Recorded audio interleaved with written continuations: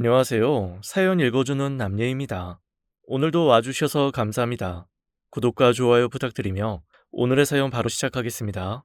날씨가 쌀쌀해지는 요즘이면 길거리에 붕어빵을 파는 노점들이 하나둘씩 눈에 띄지요. 그런 걸 볼 때마다 아내가 떠오릅니다. 아내가 좋아했거든요. 사실 제일 좋아하는 건 붕어빵이 아니라 국화빵입니다. 요즘은 다들 붕어빵이나 잉어빵 같은 것만 파는 것 같은데요. 예전엔 국화빵을 파는 가게도 적지 않았습니다. 그러던 것이 하나둘 줄더니 최근 들어선 국화빵 파는 일을 거의 본 적이 없네요. 그래도 파는 곳이 있겠죠. 요즘엔 세상이 좋아져서 인터넷 검색만 해도 국화빵 파는 가게가 어디 있는지 알려주지 않습니까?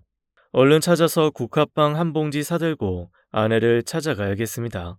제 손에 든 국화빵 봉지를 보면 예전 그때처럼 반갑게 절 맞아주지 않을까요?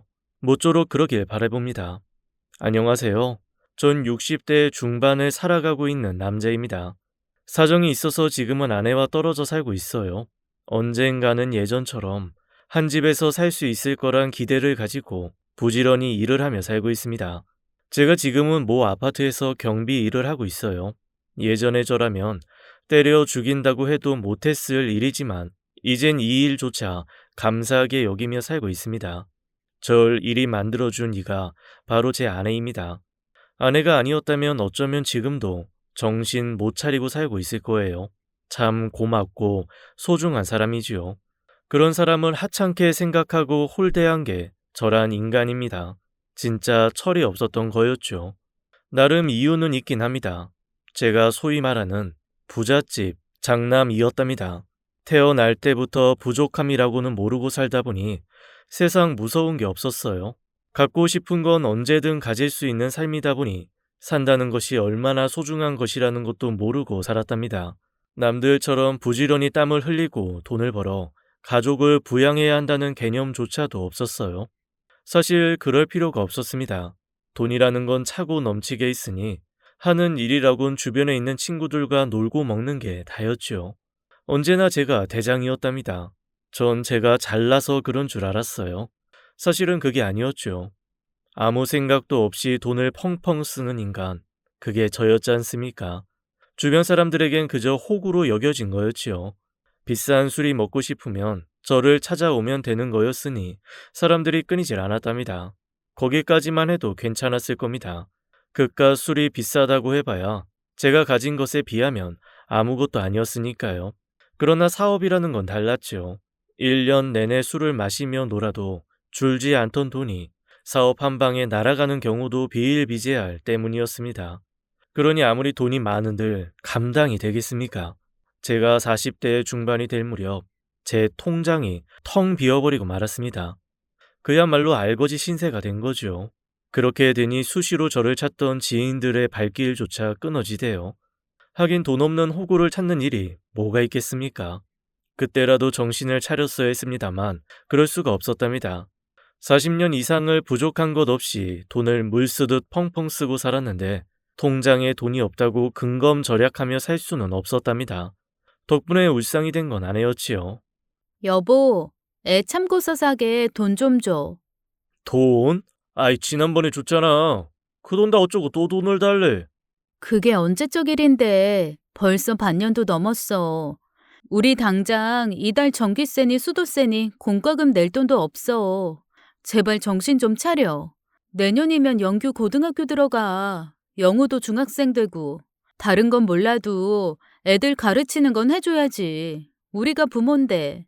중학교나 고등학교가 대학도 아닌데 뭘 그리 돈 타령이야. 아이 좀 기다려봐. 내가 지금 준비하는 것만 잘 되면 예전보다 더 풍족하게 살 테니까. 진짜 왜 그래? 당신이 조금만 아꼈어도, 아니, 사업한답시고 그 많은 재산 낭비만 안 했어도 우리 애들 아무 걱정 없이 대학 보내고 장가 보낼 수 있었어. 아니다. 지나간 얘기해서 뭐해? 지금이라도 부모 노릇 제대로 해보자, 응? 아 진짜 잔소리는. 야 언제 내가 부모 노릇 안 했어? 남자가 사업하다 보면 돈이 있다가도 없고 그러는 거지. 그리고 부모 노릇은 왜 나만 하라고 그래? 당신도 부모잖아. 정 안 되면 장인한테 가서 돈 좀 달라고 그래. 내가 그동안 처가에 얼마나 줬는데. 야, 이제 좀 돌려받아도 되잖아. 여보, 당신 무슨 말을 그렇게 해? 당신이 뭘 그렇게 줬다고? 아니다. 그만하자. 알았어. 내가 어떻게든 마련해볼게. 그래도 당신이 사업은 안 했으면 좋겠어. 진짜 초를 쳐라. 왜? 아예 망하라고 고사라도 지내지? 제가 아무리 무책임한 가장이라고 해도 자식 놈들 교육까지 나 몰라라 할 생각은 없었습니다. 근데 아내가 너무 몰아붙이니 저도 모르게 발끈한 거였지요. 그 길로 집을 나와 친구 서너세게 전화를 돌렸습니다. 맘도 울적하니 술이라도 한잔 하면서 기분을 풀 심산이었습니다만 친구들이 다들 바쁘다 그러더라고요. 제가 바보도 아닌데 그걸 모를까요? 제가 빈털터리가 되었다는 소식을 전해 들은 친구들이 절 만나기를 꺼려했답니다. 참 간사한 인간들이지요. 그렇다고 제가 기죽을 사람은 아니었답니다. 혼자 마신다고 누가 잡아라도 간답니까? 그렇게 진탕 술을 마시고 새벽 늦게 집으로 돌아가는 날이 쭉 이어졌어요. 일찍 집에 들어간다 해도 딱히 반기는 사람도 없는 데다가 자식들도 절 보는 눈길이 곱지 않아서 더 그랬습니다. 그럴 바엔 차라리 다들 자는 시간에 들어가는 게 훨씬 속이 편했으니까요. 그렇게 들어가서 잠을 청하고 눈을 뜨면 집엔 언제나 저 혼자였답니다. 애들이야 학교를 가니 당연한 거였지만 언제부턴가는 아내도 없더군요. 처음에는 제가 꼴 보기 싫어서 일부러 자리를 비운 게 아닐까 생각했어요. 사실은 그게 아니었습니다. 당신 요즘 뭐하고 다녀? 신랑 아침 차릴 생각도 안 하고. 왜? 이제 술 취한 남편 꼴 보기 싫어서 그래? 아니야. 나 일 나가. 일? 무슨 일? 아이, 그런 거면 말을 했어야지. 에이, 아무리 당신이 날 무시해도 그래도 내가 이 집 가장인데. 지난번에 말했잖아. 당신이 술 마시고 들어온 날. 하긴 기억 못하겠지. 매일 술 마시고 매일 정신없이 들어오니. 뭘 기억을 못해? 이제 생각나네. 그래, 그랬어. 기억난다고? 그럼 내가 무슨 일 한다 그랬는지 말해봐. 아, 그게 뭐였더라? 처남 가게에서 일한다고 했던가? 당신 처남 가게 접고 회사 출근한 지 1년도 넘었어. 가게를 안 하는데 내가 어떻게 그 일을 해? 그냥 모른다고 하면 되지. 기억 안 날 수도 있지. 그래, 무슨 일 하는데? 식당 나가. 그리고 인형 부업도 하고. 식당을 나간다고? 당신이? 내색은 안 했지만 많이 뜨끔했습니다. 아내가 일을 한다는 것도 미안한 일이었지만 가장 험한 일에 속하는 식당 일을 한다는 소리를 들으니 더 그렇더군요. 식당 일을 마치면 부업이라며 인형 일을 한다는 것도 그랬습니다. 사실 그런 일이 있다는 것도 그때 처음 알았습니다. 인형 같은 건 그냥 공장에서 다 찍어서 나오는 거라고 생각했으니까요. 그럼 어떡해. 애들 굶길 수도 없잖아. 괜찮아. 사장님도 좋은 사람이고 인형 부업도 하다 보니 요령 생겨서 할만해. 말은 그랬지만 그게 사실일 수는 없었습니다. 저희 집에 비할 바는 아니었지만 처가도 아주 가난한 그런 집은 아니었거든요. 그러다 저를 만나 결혼하면서 아이 둘을 키우며 살아온 사람이었어요. 평생 일이라곤 해본 적이 없던 사람이 식당에서 설거지를 하고 퇴근하면 부엌집에 가서 인형 눈을 붙이는 일이 만만할 리가 없었지요. 실제로 아내 근처에 가면 요동치는 파스 냄새가 그 증거였지요. 제가 무능력해서 그런 건가 싶어지니 오히려 화가 나지 뭡니까? 그깟 식당 일 왜 해? 인형 눈알 붙여서 얼마나 번다고. 당장 때려쳐. 때려치면 그 다음은 왜? 하나 남은 이 집이라도 팔려고? 그게 아니면 당신이 생활비라도 줄 거야? 이 사람이 날 어떻게 보고 그런 말해? 집을 왜 팔아? 내가 돈 가져오면 될 거 아니야. 나 천하의 송병모야. 진짜로 대책 없는 인간이었어요. 그나마 남은 몇 푼 안 되는 돈으로 저 술 먹기에 급급하면서도 정작 아내와 자식에게 들어가야 하는 생활비는 신경도 안 썼으니까요. 그러면서도 큰 소리만 치던 인간이었습니다. 아내는 그런 제가 얼마나 한심하게 느껴졌을까요? 그래도 아내는 묵묵히 자기가 해야 할 일을 하며 살았습니다. 그렇게 또 십몇 년을 살아댔답니다. 그 사이 큰놈은 군대를 다녀와서 대학을 졸업했어요. 그리곤 괜찮은 회사에 취업도 했고요. 비로소 집안 형편이 조금 나아졌답니다. 간단하게 말을 하긴 했지만 그 오랜 시간 안에 노고는 이루 말로 다 할 수가 없는 것이었습니다.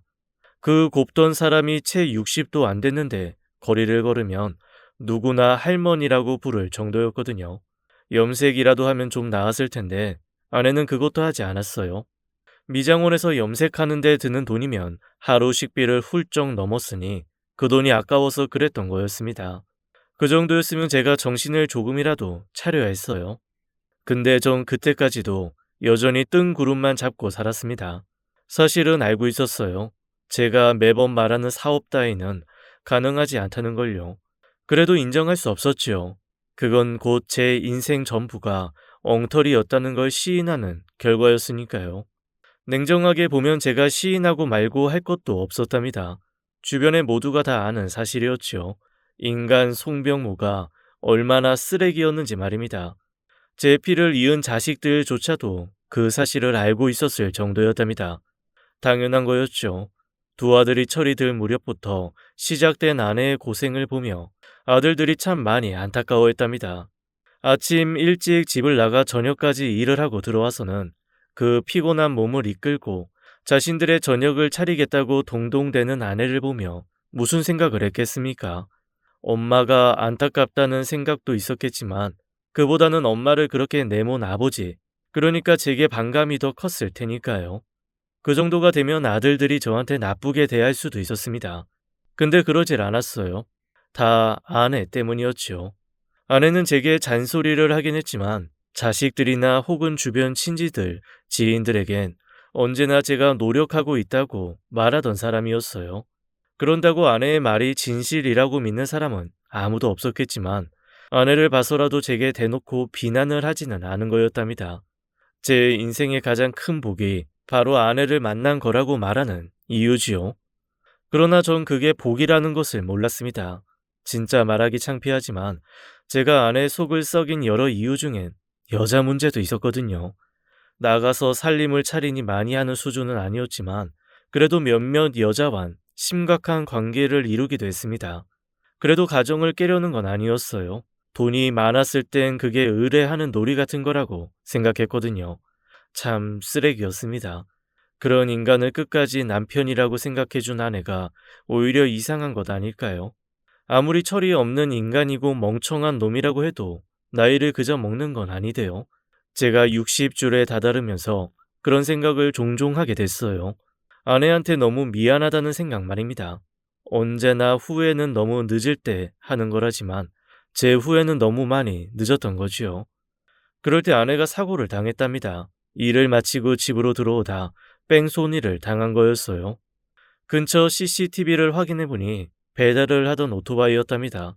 아내를 치고 아내가 바닥에 머리를 부딪혀 의식을 잃는 걸 보고도 그냥 달아났더군요. 너무 괘씸했습니다. 당장 잡아서 처벌을 받게 하고 싶은 마음이 굴뚝이었지만 끝끝내 범인을 잡을 수 없었답니다. 번호판도 잘 안 보였고 헬멧을 쓰고 있어서 얼굴도 안 드러났거든요. 억울하고 분했지만 당장 급한 건 그게 아니었어요. 넘어지면서 바닥에 머리를 부딪히셨어요. 뇌진탕도 있을 거고 그리고 사진상으로는 애매모호한데 극소량의 뇌출혈도 의심할 수 있어요. 일단은 조금 더 상태를 지켜봐야 할 것 같습니다. 아내의 상태가 애매모호했답니다. 뇌진탕이야 시간이 흐르면서 회복된다지만 문제는 뇌출혈이 있을지도 모른다는 거였습니다. 검사를 해도 정확하게 단언할 수 없을 정도였어요. 그 상황에서 수술을 할 수도 없었답니다. 결국 의사가 선택한 건 경과를 지켜보는 거였어요. 만약에 뇌출혈 증상이 보이면 그때 가서 수술을 하겠다고 그러대요. 그때만큼 무서운 때가 없었어요. 제가 아무리 생각 없이 살았다 해도 아내 없이 살 수 있다고는 생각한 적이 없었어요. 어쩌면 그럴 수도 있다는 말을 들으니 덜컥 겁이 나대요. 당신 괜찮아? 아이, 속이 메스거리지 않아?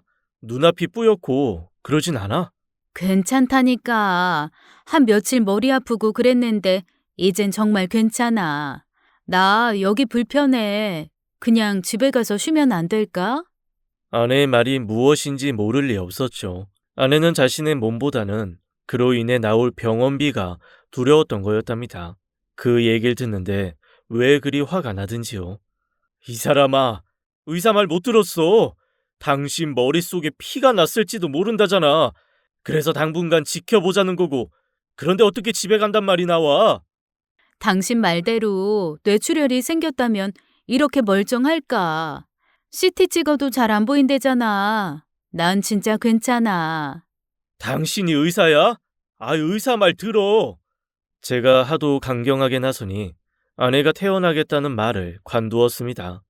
아내는 제 말이라면 설령 자신의 뜻과 반하는 부분이 있어도 존중해주는 그런 사람이었습니다. 그런 사람을 전 평생 고생만 하게 놔뒀던 거였어요. 너무 마음이 쓰렸습니다. 며칠 더 입원을 해야 했으니 집에 가서 챙겨올 것도 있고 해서 집으로 다녀오는 길이었습니다. 병원 입구에서 노점상 한 곳을 발견했습니다. 국화빵 8개에 2,000원이라고 쓰인 곳이었어요. 그걸 보니 예전 연애 시절이 떠오르더라고요. 아내랑 연애할 때 제가 진짜 미친 짓을 많이 했습니다. 아내 마음을 잡겠다고 온갖 돈질을 다 했거든요.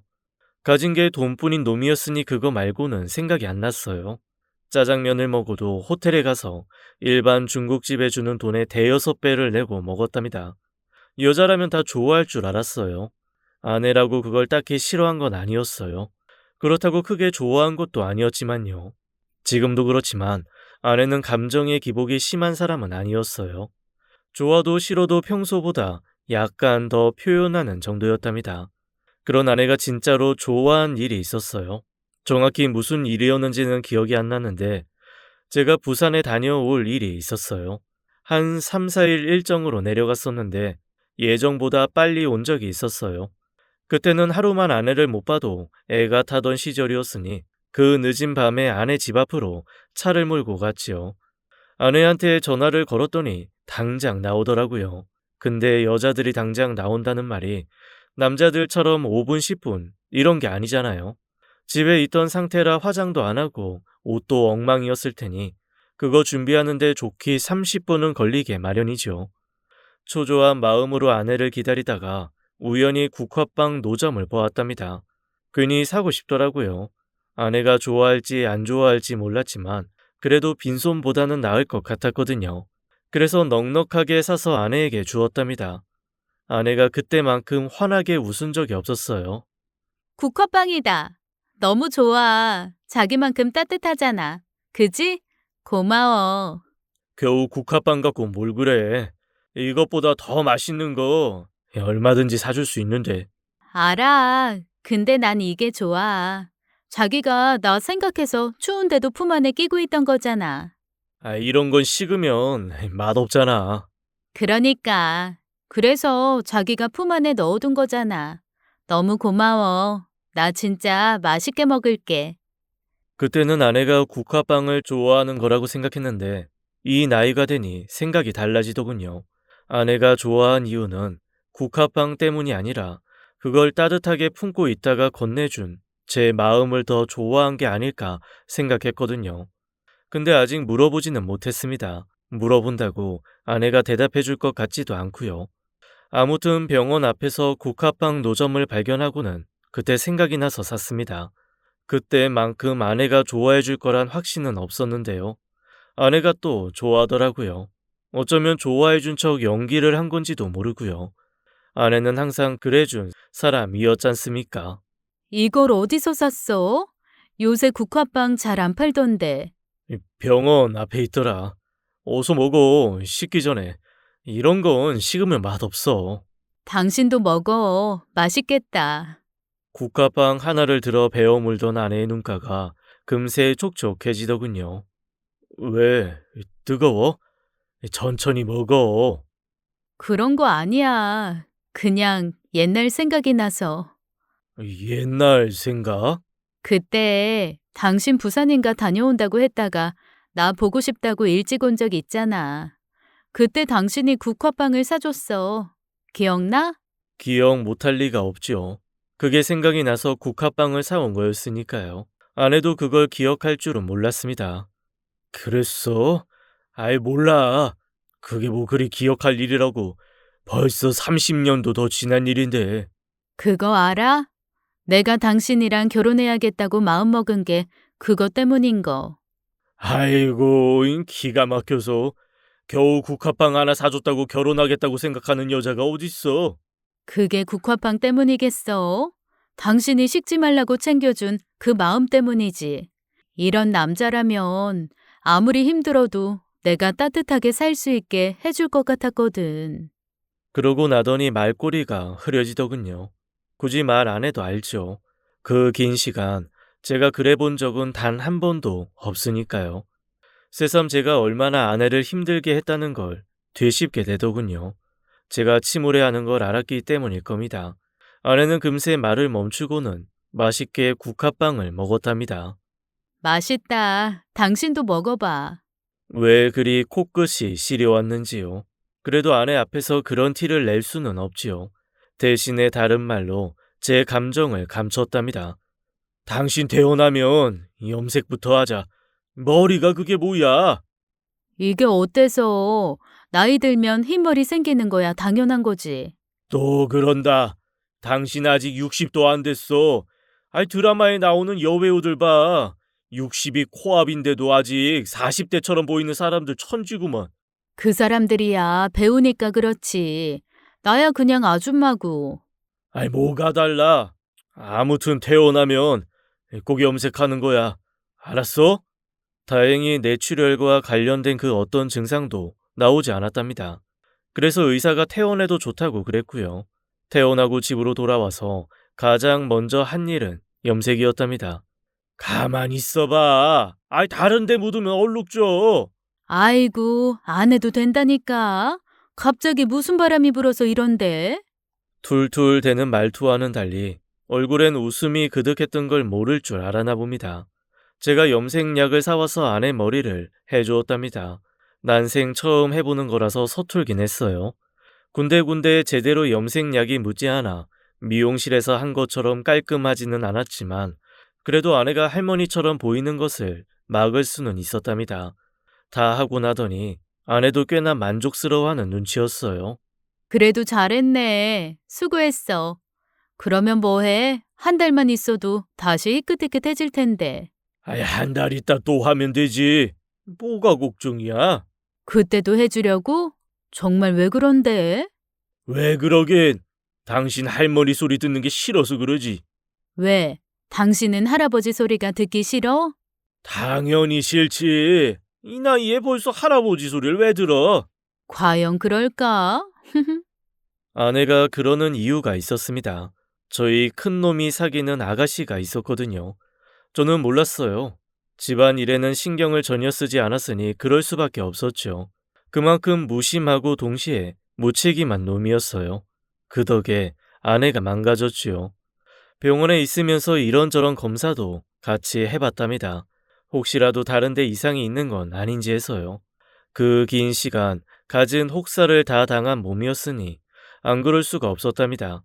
다행히 크게 문제가 있진 않았어요. 그래도 멀쩡할 수는 없었답니다. 나이도 있고 그간 건강을 제대로 돌볼 여력이 없었으니 그럴 수밖에 없었어요. 당뇨 문제도 좀 있고 유전적으로 치매 위험성도 있다고 그랬거든요.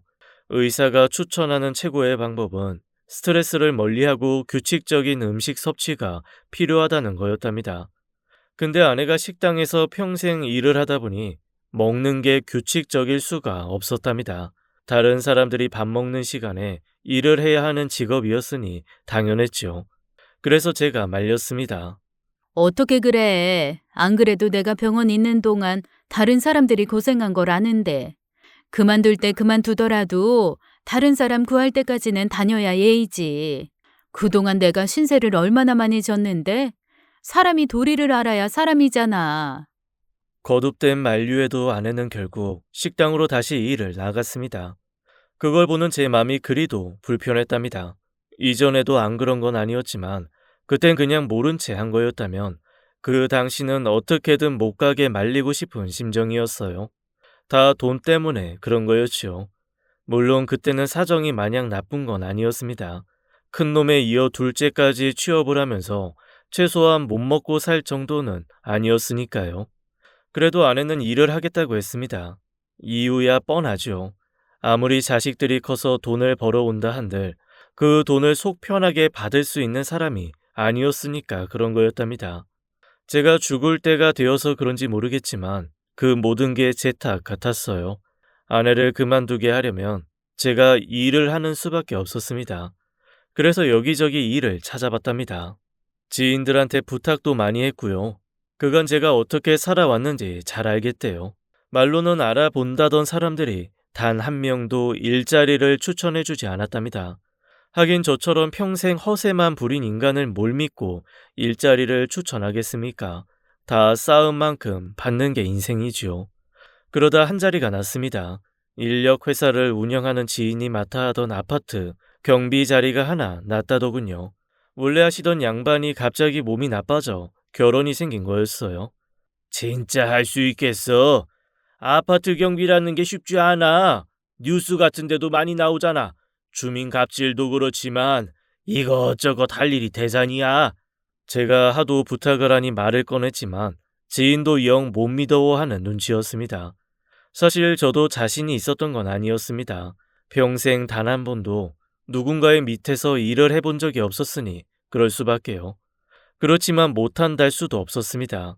더 이상 아내가 자신의 몸을 혹사하게 놔둘 수 없다는 생각을 했던 탓이었어요. 철이 들었다는 말은 좀 그렇지만 그땐 정말 그런 기분이었어요. 그래서 시작하게 됐답니다. 나 내일부터 일 나가. 많진 않지만 그래도 한 200 가까이 될 거야. 당신 식당 그만두라는 소리야. 일을 나간다고? 당신이? 어딘데? 아내는 자기가 잘못 들은 건 아니냐는 식으로 반응하대요. 놀라는 게 당연하죠. 제가 누구 밑에서 일한다는 사실을 이해할 수 없었으니까요.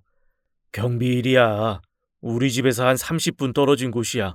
주간조도 하고 야간조도 하고 그래. 정말이야?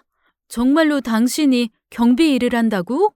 그렇다니까 몇 번을 말해. 그러니까 이제 식당 일 좀 그만둬.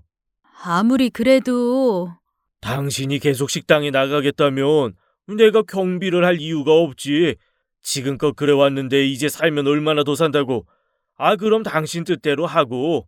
아니 내 말은 그게 아니고 말도 안 되게 협박까지 했습니다. 아내 입장에선 제가 일을 하는 게 믿기지도 않았겠지만 그게 사실이라면 더할 나위 없었던 건 맞았죠. 늦은 나이긴 했지만 그제라도 정신을 차렸다는 뜻일 테니까요. 그래서 식당을 그만두었답니다. 물론 식당을 그만둔 이후에도 집에서 하는 부업 같은 건 그대로였지만 그래도 식당을 그만둔 게 어디겠습니까? 지인의 말대로 경비일 일하는 게 진짜 힘들더군요. 말만 경비지 차도 빼줘야 하고 청소도 해야 하고 수시로 쏟아지는 주민 민원도 고스란히 감수해야 하는 자리였답니다. 그래도 참을 수 있었어요. 아내가 너무 좋아했거든요. 제가 일을 하고 들어오면 옷을 받아주며 제 등을 토닥여 주기까지 했답니다. 오늘도 고생 많았어. 얼른 씻고 나와. 갈치 구워놨어. 애들은 둘 다 늦는데. 여기저기 굳은 살이 박힌 손으로 가시를 발라주던 아내였지만 표정에 서린 기쁨만은 감출 수 없었답니다. 그제야 알겠대요. 아내가 저한테 원한 건 보석이나 비싼 집 같은 게 아니었단걸요. 그저 남들처럼 힘들게 일하고 온 남편을 위해 따뜻한 밥을 짓고 옷을 다리는 그런 삶을 살고자 했던 거였어요. 그 간단한 걸 못해줘서 평생 아내가 힘들게 살았단 걸 전 몰랐던 거였고요. 아내가 기뻐하면 할수록 전 더 미안해했습니다. 그래도 아직은 기회가 있다는 말로 위안을 삼았습니다. 요새 의술이 발달해서 다들 오래들 살지 않습니까? 그렇게 본다면 아직 한 20년은 더 만회할 기회가 있다고 생각했어요. 비록 30년 이상을 고생시키긴 했지만 남은 20년 동안 더 열심히 해서 그걸 갚겠다는 게 소박한 제 바람이었어요. 아내도 평범한 여자들처럼 일 나가는 남편 배웅도 하고 자식들 결혼해서 손자 얻으면 그 재미도 느껴볼 수 있을 거라고 생각했답니다. 그걸 이뤄준 게 첫째였어요. 저희 잘 살겠습니다. 키워주셔서 감사했어요. 감사합니다. 제가 좋은 며느리일지는 모르지만 정말 열심히 할게요. 신혼여행을 다녀온 큰놈과 며느리가 집에 들러 인사를 하는데 아내는 연신 눈물만 훔치더군요. 왜 안 그러겠습니까? 남편 도움 없이 혼자서 키운 놈이 저렇게나 잘 자라서 며느리까지 데리고 와서 감사하다는데요. 사실 제가 그 자리에 앉을 자격은 없었죠. 그래도 아버지라고 그 영광을 누렸지만 정말 가시방석이었습니다. 아버지, 감사합니다. 엄마, 잘 부탁드려요. 감사라니, 당치도 않다. 미안하다, 영규야. 이 애비가 할 말이 없다. 저 아버지 원망 많이 한 거 아실 거예요. 자기 왜 그래? 꼭 지금 그런 말을 해야 돼? 아니다. 이 영규 말이 다 맞다. 이 세기 보기 미안하지만 내가 저런 소리를 남은 평생 듣는다고 해도 이 할 말이 없는 사람이야. 그래서 더 미안하다. 미안하다고 드리는 말씀 아니에요. 이제 엄마 좀 편히 쉬시게 해달라고 말씀드리는 거예요. 엄마 정말 힘들었어요. 아버진 잘 모르시겠지만. 내가 뭐가 힘들어. 다들 그렇게 산다. 네 아버지 너무 뭐라고 하지 마. 또 저러신다. 진짜 부부가 뭔지. 당신도 좀 저래봐. 무슨 일이 생겨도 내 편 들어주는 거 엄마한테 배워. 으이그, 자기나 잘해. 남편이 남의 편 준말이라는 소리 듣고 싶지 않으면. 그래, 둘 다 서로 아끼고 언제나 서로의 편에 서서 세상을 헤쳐나가면 돼. 그러면 절로 행복해질 거다. 아내가 굳이 그런 말을 할 필요도 없었죠. 아내는 누구보다 더 그렇게 살아온 사람이니까요. 저 같은 인간 말종을 남편이라고 여기고 살아온 사람이 아내 말고 또 누가 있겠습니까? 그러니 큰 놈이 저한테 잘하라고 그리 강경하게 말한 거지요. 그럴 생각이었습니다. 큰 놈이 결혼을 하며 분가하고 곧이어 둘째도 지방으로 발령을 받으며 집을 떴습니다. 그래도 4명이 살 때는 조금 벅적거리긴 했는데 막상 둘만 남으니 참 적적하대요. 그래도 저는 경비 일을 하느라 밖에서 시간을 보내니 그런 감정을 많이 느끼진 못했지만 아내는 달랐을 겁니다. 게다가 제가 주야간을 오가며 일을 하니 더더욱 외롭지 않았을까요? 그 공백을 메꿔준 게 며느라이였습니다. 요새는 다들 맞벌이가 대세인 세상이지만 며느라이는 맞벌이를 택하지 않았답니다. 큰놈이 그걸 바랐답니다. 말은 안 해도 학교를 다녀오면 언제나 허둥지둥 들어와 자신들의 저녁을 차리는 아내의 모습이 힘들어 보인 때문이 아니었겠습니까? 그래서 며느리가 일을 하겠다고 했을 때 끝까지 반대를 했답니다. 혼자서 벌면 조금 힘들긴 해도 그렇다고 못 살 것도 아니라는 이유에서였어요. 덕분에 며느리가 한가했으니 종종 시댁을 찾을 수 있었던 겁니다. 그래도 아들놈이 퇴근하기 전이면 집에 가곤 했으니 저는 자주 부딪힐 순 없었지만 아내와 며느리가 얼마나 사이 좋은 고부인지는 알 수 있었답니다. 야간 근무를 마치고 와서 잠을 청할 때면 두 사람이 밖에서 무슨 얘기를 하는지 막 웃는 것을 들은 게 한두 번이 아니었으니까요. 다행이다 싶었어요. 평생 그렇게 웃을 일이 어디 있기라도 했겠습니까? 그제라도 그렇게 웃고 살게 된 게 다행이었지요. 다 제 탓이었지요. 그래서 더 잘해주고 싶었던 거고요. 그런데 생각보다는 그러질 못했어요. 아무래도 일을 하다 보니 그리 되더군요. 평생 놀고 먹기만 한 사람이니 체력이라고 좋을 리가 없지요. 그나마 주간 경비는 좀 나았지만 야간 경비는 하고 오면 진짜 녹초가 됐답니다. 경비실에서 쪽잠을 좀 자기도 하지만 매번 그럴 수는 없기 때문입니다. 그 늦은 시간에도 순찰을 돌고 이런저런 일을 하다 보면 쪽잠조차 잘 수 없는 때가 많았습니다. 그런 날은 집에 오자마자 잠자기에 급급했지요. 밤새 혼자였던 아내가 무슨 말을 걸어도 대답할 기운이 있어야 말이죠. 아마 그 때문이었던 것 같습니다. 언제부턴가 아내가 혼잣말을 하는 경우가 잦아졌습니다. 제가 피곤해 고라 잠을 청한다 해도 아무래도 나이가 있다 보니 깊은 잠을 잘 못 잘 때가 많았어요. 자다 깨다 그랬죠. 그 와중에 아내가 혼자서 뭐라 그러는 걸 잠결에 듣기도 했고요. 꼭 누가 앞에 있어서 대화를 하는 것 같았어요. 그래서 물어본 적도 있었고요. 어제 누가 왔었어? 아이, 며느라기 왔다 간 건가? 아무도 안 왔는데. 수진이 요새 문화센터 다닌다고 자주 못 와. 그래? 아이, 어제 당신이 누구랑 이야기하는 것 같던데. 나 혼잔데 무슨 이야기를 해? 당신이 피곤해서 꿈을 꾼 게지. 아무래도 한약한 제 지어야 할 모양이야. 돈 아깝게 그런 걸 왜 지어?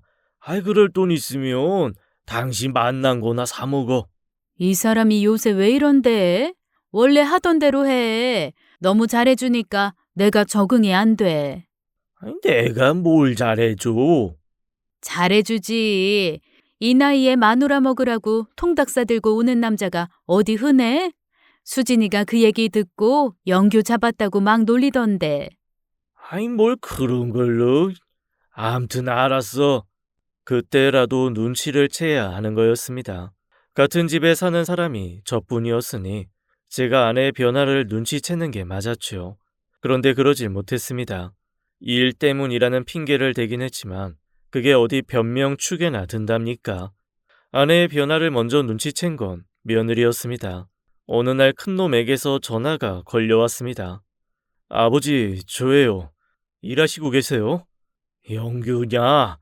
이제 좀 괜찮다. 청소도 대충 했고. 왜? 무슨 일이야? 수고가 많으시네요. 건강 해치지 않게 일하세요. 한때는 그렇게 저를 원망했던 놈에게서 걱정을 들으니 괜히 울컥하더라고요. 진작 그런 걸 알았다면 훨씬 더 다정한 부자가 될 수도 있었는데 말입니다. 그래도 좀 이상하긴 했어요. 많이 나아지긴 했지만 그 긴 세월의 앙금이 금세 털어질 사이는 아니었거든요. 그런 놈이 전화를 걸어와 제 건강이나 챙길 이유는 없었어요. 역시나 본론은 다른 데 있더군요. 요새 엄마 좀 어떠세요? 네 엄마? 매일 똑같지 뭐. 매일 집에나 있으니 좀 심심한 거 보더라. 그래도 며느라가가 종종 와준 덕에 한시름도 왔다. 고맙다고 전해라. 괜찮으시다는 거죠? 그럼 다행이고요. 아무래도 뭔가 염려되는 부분이 있다는 듯한 말투였어요. 제가 볼 땐 별 문제가 없어 보였지만 그래도 아들이 저렇게 말하는 데는 이유가 있을 거라고 생각했어요. 왜? 네 엄마 당뇨 심해졌다든. 요새 쌀밥도 안 먹고 잡곡밥 먹는데. 아니요. 그런 거 아니고 수진이 말인데 엄마가 가끔 좀 이상하대요. 이상하다고? 어디가? 아들놈 말이 좀 꺼림직했답니다. 지난번에 제가 일을 나갔을 때 며느리가 여느 때처럼 집을 찾았나 봐요. 각자 남편 흉을 보던 때였대요. 갑자기 아내가 며느리한테 그랬답니다. 이 집 안주인이 버젓이 있는데 네가 무슨 낯으로 여길 들어와? 사람이 부끄러운 줄을 알아야지. 당장 나가. 네, 어머니가 이 집 안주인이시죠. 그래도 제가 못 올 때를 온 것도 아닌데 한 번만 봐주세요.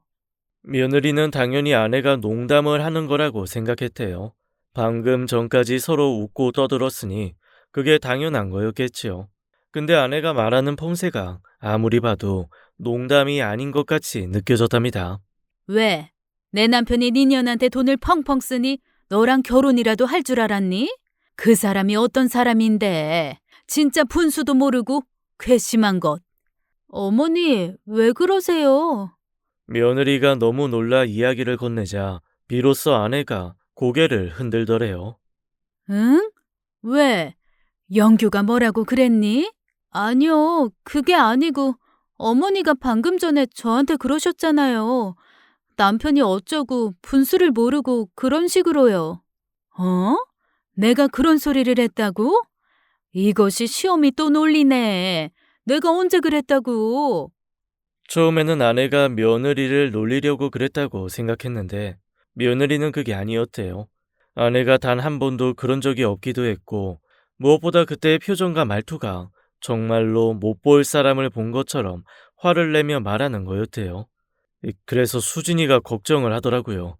그럴 리는 없지만 엄마 검사 한번 받아보는 게 낫지 않겠냐고요. 지난번에 병원 입원했을 때 검사 다 하지 않았냐? 별 이상 없다고 너도 들었지 않냐? 그건 몸에 대한 검사였고요. 그거 말고 아들이 되게 쭈뼛거렸답니다. 저놈이 걱정되는 건 다른 거였거든요. 다른 검사라니? 뭘 말하는 거야? 엄마가 이제 60 넘으셨으니 그럴 것 같진 않은데 그래도 모르잖아요. 요샌 젊은 사람도 그런 거 겪는 사람도 많다고도 하고. 난 지금 네가 무슨 말하는 건지 도통 모르겠다. 아이 그냥 속 시원히 말해다오. 치매요. 수진이 말로는 요새 엄마가 집안 물건 어디 놔뒀는지도 잊으시고 무엇보다 지난번 그 일이 마음에 걸린대요. 수진이는 그때 엄마가 자기를 분명히 다른 사람으로 여긴 것 같다고 그랬어요. 얼토당토 않는 소리다. 내가 네 엄마랑 같이 사는데 그런 게 있으면 당연히 내가 먼저 알았겠지. 네 엄마 너무 멀쩡하다. 그러니 그런 소리는 아예 하지도 말아라. 너무 어이가 없어서 단칼에 잘라냈지만 아들 말을 듣고 나니 뭔가 찝찝하긴 했어요. 며느리 말대로 그 즈음 들어 아내가 건망증 비슷한 모습을 자주 보이긴 했답니다. 그래도 아내 말을 도저히 받아들일 수가 없었어요. 아들 말대로 이제 60 간 넘은 사람이 치매라는 게 말이 되는 건가 했던 때문이었지요. 도저히 인정할 수 없었어요. 어쩌면 그게 무서웠던 건지도 몰랐고요.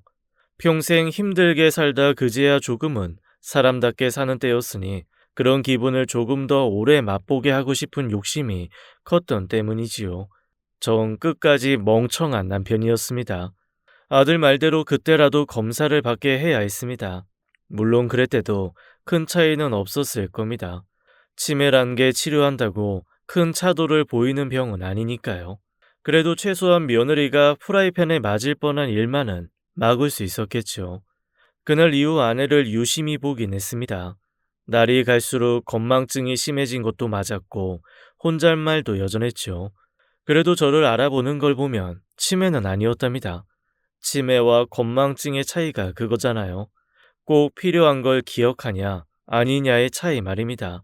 그렇게 본다면 아내는 치매일 수가 없었습니다. 제가 너무 치매를 몰랐던 거였습니다. 치매 말기 환자 중에서도 자기 자식이나 부모 혹은 아내만은 알아본다는 사람들도 적지 않거든요. 그래서 끝끝내 부인하려 애썼지만 며느리에게 프라이팬을 휘두르는 순간이 오자 더는 어쩔 수가 없더군요. 그 또한 제 잘못이었습니다. 아내가 며느리를 제가 예전에 만났던 어떤 여자로 인지한 거였으니까요. 제가 그런 잘못을 저지르지 않았다면 아내가 그랬을 리가 없었습니다. 굳이 분류하자면 중기 정도 되셨을 것 같네요. 이 정도면 주변 사람들을 몰라볼 경우도 있을 텐데요. 그런 일 없었습니까? 그런 일이 있었으니 검사를 한 거였죠. 다들 큰 충격을 받았지만 그래도 가장 놀란 건 아내였습니다. 자기가 가족을 몰라보고 가족에게 위해를 가하기까지 했다는 걸 알고는 더 그랬어요. 여보, 나 부탁이 있어. 꼭 들어줘야 돼. 뭔데? 아니 무슨 부탁이든 다 들어줄게. 나 요양원 같은 데 넣어줘. 안 돼. 당신이 왜 그런 데를 들어가? 절대 안 돼.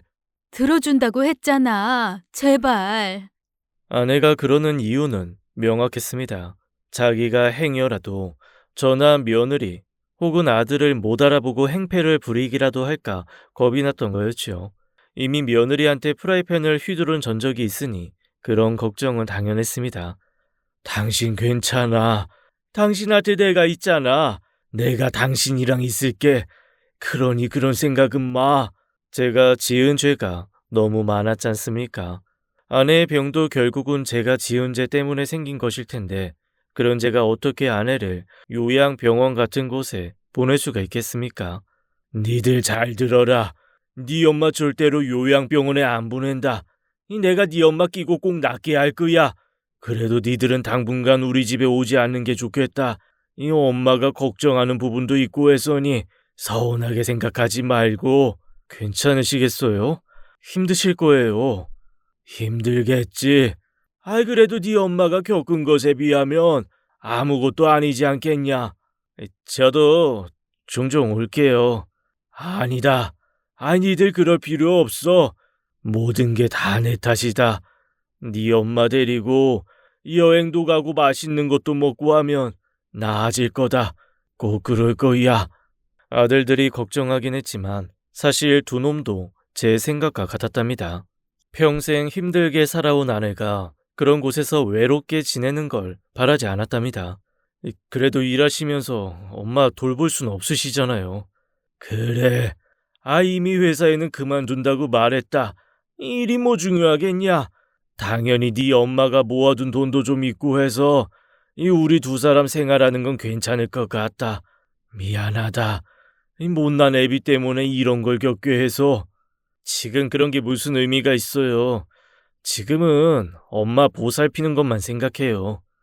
그렇게 아내와 저는 하루 종일 얼굴을 마주하고 살게 되었습니다. 결혼 초에 얼마간을 제외한다면 처음으로 있는 일이었어요.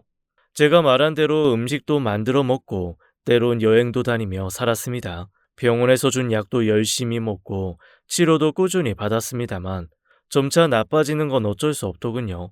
그러면서 아내가 종종 눈물을 보였습니다. 자기 신세가 처량했던 걸까요? 아니요. 그게 아니었습니다. 나 무서워. 뭐가 무서워? 내가 옆에 있는데. 그래서 무서워. 내가 당신 못 알아보면 어떡해. 우리 애들 얼굴도 잊고 이름도 잊으면 어떡해. 그럼 그건 내가 아니잖아. 아니라고 말했지만 그건 사실이었습니다. 치매라는 게 사람을 과거로 몰아넣는 그런 병이더군요. 아내는 어떤 날은 연애 시절로 돌아가 저를 부르기도 했답니다.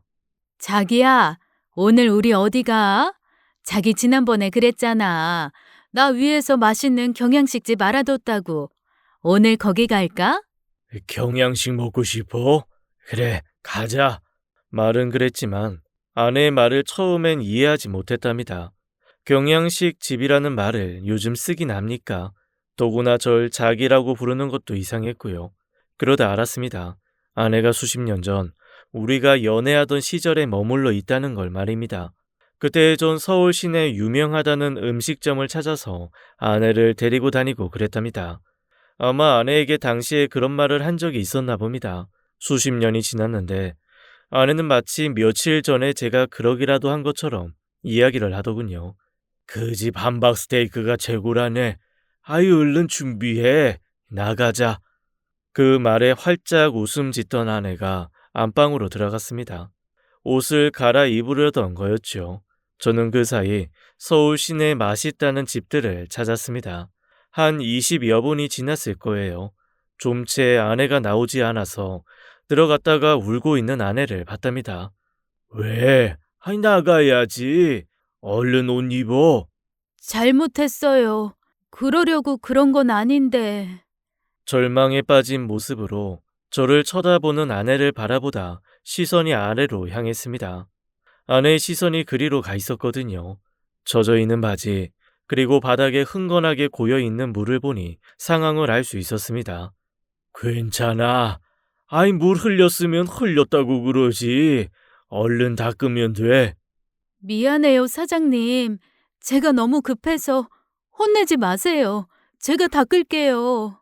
아내가 맨손으로 바닥에 흐른 액체를 긁어 모으지 뭡니까? 애당초 가능이야 한 일이겠습니까? 괜찮다니까. 내가 한다고. 무서워요. 제가 잘못했어요.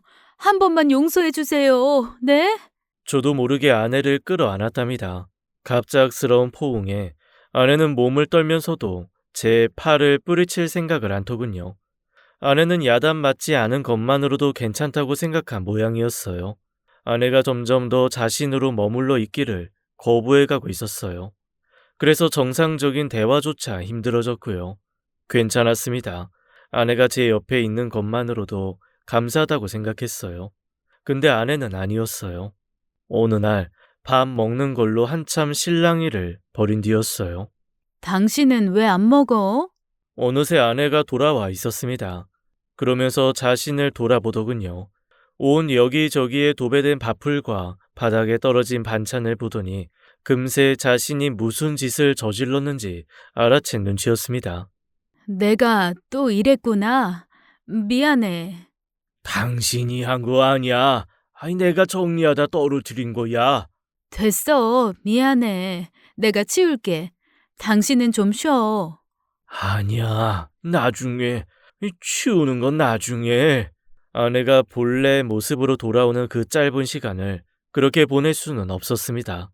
여기 앉아봐. 왜? 아이, 당신 발 좀 닦아주고 싶어서. 생각나? 당신이 나 발 닦아준 거. 진짜 옛날 이야기였습니다. 거기가 장흥인가 백마인가 그랬을 겁니다. 서울 근교의 관광지를 간 적이 있었어요. 연애할 때였죠. 계곡 같은 데서 놀다가 진흙밭 같은 데 빠졌었어요. 어차피 차가 있으니 별 문제는 아니었어요. 근데 아내가 그러대요. 그 발로 차 타면 차 지저분해진다면서 절 안 쳤어요. 신발을 벗기고 양말을 벗기더니 계곡물로 제 발을 닦아줬답니다. 제가 아내를 꼭 가져야겠다고 생각한 순간이었어요. 그랬었구나. 맞다. 내가 그랬었어. 아내의 눈이 아련해지는 추억 속으로 잠기는 것 같았습니다. 덜컥 겁이 났어요. 이러다 다시 다른 사람이 될 것 같아서요. 화장실로 가서 대야의 물을 받아오면서도 아내의 얼굴을 계속 보고 있었답니다. 다행히 아내는 그대로였어요. 좋다. 당신이 내 발 닦아주니까 나 세상에서 제일 행복한 여자가 된 느낌이야. 고마워. 이렇게 나를 돌봐줘서. 미안해. 당신이랑 더 오래 하지 못해서. 그러면서 제 머리를 쓰다듬어 주었답니다. 소리를 낼 수 없었습니다. 제가 울고 있는 걸 들키면 안 되니까요. 정작 고맙다고 말해야 하는 것도 저였고 미안하다고 빌어야 하는 것도 저였는데 이 바보 같은 여자는 왜 그런 말을 해서 저를 더더욱 몹쓸 놈으로 만드는 거였을까요? 괜찮아. 나 지금이 좋아. 당신이 내 발 닦아주는 이 시간이 너무 행복해. 그래, 힘들었어. 그런데 어차피 지난 일이잖아. 이젠 안 그러잖아. 나 진짜 진심으로 부탁할게. 나 이제 이 집에서 나가고 싶어. 우리 애들이 자란 이 집을 망가뜨리고 싶지가 않아. 당신이 힘든 것도 싫고. 약속할게. 나 당신이랑 우리 애들 끝까지 기억할 수 있도록 죽을 힘을 다해서 노력할게. 그러니까 나 이제 그만 보내줘. 내가 당신한테 처음이자 마지막으로 하는 부탁이야. 들어줄 거지? 들어줘야 했습니다. 아내가 가끔 자기 자신으로 돌아와서 자기가 벌인 짓을 보며 얼마나 힘들었을 텐데요. 자기 말대로 자기가 평생 쓸고 닦고 가꾼 집이었답니다. 그 아름다운 공간을 자기 의지와는 상관없이 망가뜨리는 게 얼마나 아팠을까요? 그렇게 전 아내를 요양원에 집어넣었답니다. 이제 아내는 저도 아들도 못 알아봅니다. 그래도 행복해 보이니 괜찮습니다. 바람이 있다면 힘든 기억은 다 잊고 행복한 기억만으로 남은 날들을 살아가기를 희망합니다. 제가 누군지 몰라보면 어떻습니까? 제가 아내를 알아보는 걸요. 제가 아내를 사랑하는데요. 그거면 됐습니다. 평생 마음 졸이며 살아온 그 시절들을 굳이 기억할 이유가 뭐가 있겠습니까? 그래도 가끔은 아내가 그립습니다. 언제나처럼 제 이름을 불러줄 그날을 기다리며 열심히 살아가겠습니다. 그게 아내가 바라는 일일 테니까요. 긴 시간 이야기 들어주신 모든 분께 진심으로 감사드립니다. 지금까지 사연 읽어주는 남녀였습니다. 끝까지 함께 해주신 여러분 감사드리며 저희는 다음 사연으로 돌아올게요. 감사합니다.